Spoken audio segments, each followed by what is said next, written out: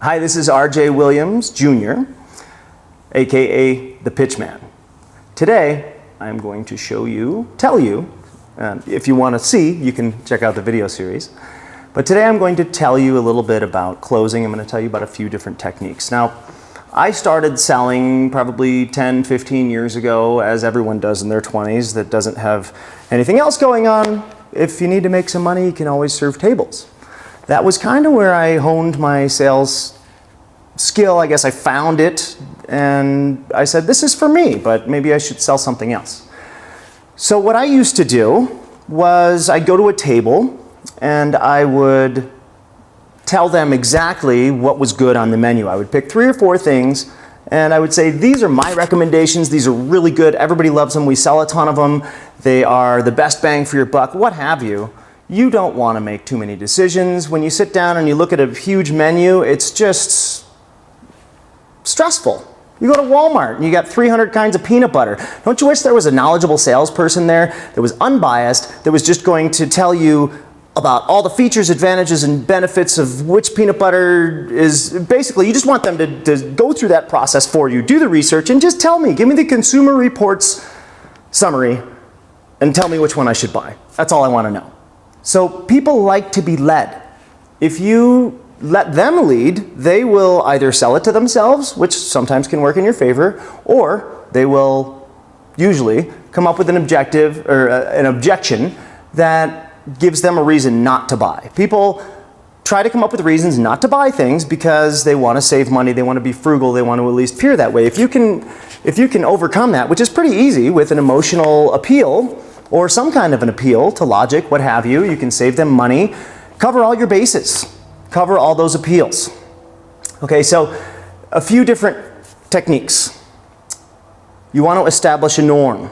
People want to know that it's okay to buy, and that's what everybody's doing. They want to follow the leader. If they see other people buying and that's the norm, there's a line over here and people are transacting, that's trust. Your rapport is built and you don't have to do that in the close. Make sure that you are a little bit more serious in your close than you were in your pitch. You were probably sensational and you told jokes and you did all kinds of things with your pitch and your intonation to keep them, because everyone's ADD, to keep them interested for a couple minutes so you could get your pitch out and so that they would remember it, and you put it together logically and beautifully and you delivered it. That's fun. And you had to do that to keep their attention, but now that you've piqued their interest, they want to know how much it is, and they want to know that you are trustworthy, that you're not a fly-by-night company. So you need to separate your pitch, energy, and style from your close, energy, and style. Once you transition to that close, you need to be the girl next door, the boy next door, the most neighborly, trustworthy, easygoing, comfortable, friendly, you get it. So your energy's got to be on, and you can't stutter. You can't miss a word. You can't fool with the prices either. If you go to Mexico and you go to a flea market, you're probably going to think to yourself, I can haggle this price. But if you go to Walmart, or if you go to any department store, Target, maybe Walmart has a jewelry case, and you look at that price, you'll say to yourself, that's the price. You don't even think about haggling. That's the kind of confidence that you want to bring to the show. You want it not to be negotiable. You have a good thing. They are lucky that you're here telling them about this product that's going to save them money. This is the deal of the century. You've got something awesome, and they better get in line because the deal's only going on for the next few minutes. Whatever it happens to be, you have to be confident in your deal, in your pitch, in your close. Don't haggle. Don't give away sales tax. Don't give deals for more volume. Tell them we're going to sell out. This is the hottest new product and you are one of the first people to have access to it. So if you want to get in on this, this is our introductory price. This is half of what we sell them for normally. Whatever your pitch is, make sure that it's consistent. Make sure that you are right on point and that you have all your facts in order. If you stutter once, if you miss one word, if you hiccup, whatever it is, they will walk. They will scatter. So your trustworthiness, your congruence, whatever it is, needs to be solid for your close. Please ask for the sale.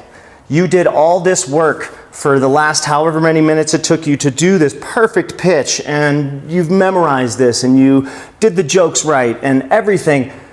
You get to the close, you kill the close, you tell them how much it is, they want it, and then you just expect for them to close themselves. They'll find a reason not to if you don't ask for it, and that's another part of establishing a norm. You assume, this is called the assumptive close. You jump right over that kind of question, but you hint at it by saying, how many would you like? Or what color would you like? Or how would you like to pay? So you've skipped over this enormous decision for them, made it a quick brush it by, no big deal, side item. Yes, of course you're going to buy it. But did you want to pay? The big question is, the important thing is, do you want to pay cash or credit card? Can you make that decision?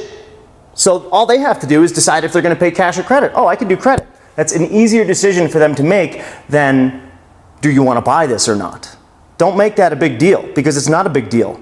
Assumptive close. Assume that what the assumptive close is you assuming that they're going to buy it because you have such good confidence in your product. And you have a good product. Of course you do. You're you. You made it, you're working on it, you wouldn't be doing something that's not going to benefit people, that's not going to help out. So believe in that. Know that you've got what they want, and that you only have a limited supply of it. Whether it's you, maybe you're going to go do a service, you only have a certain amount of hours in the day. I used to be a wedding DJ, and we would do trade shows, wedding shows and things like that. You have a schedule. If I'm booked for your weekend, sorry, you better get it now, you better get me now before I get booked for another one. So scarcity always breeds value. If there's not enough of it, people want more of it. If you've only got 3 left, they'll buy all 3. But if you had 100 of them, they probably would just buy 1. So sometimes you can have a closeout sale. There's a lot of ways to give people a sense of urgency. 99 times out of 100, it is a good idea to get the sale right then, because 99 out of 100 be-backs, we call them in the industry, won't be back. They say they'll be back, but that's a lie.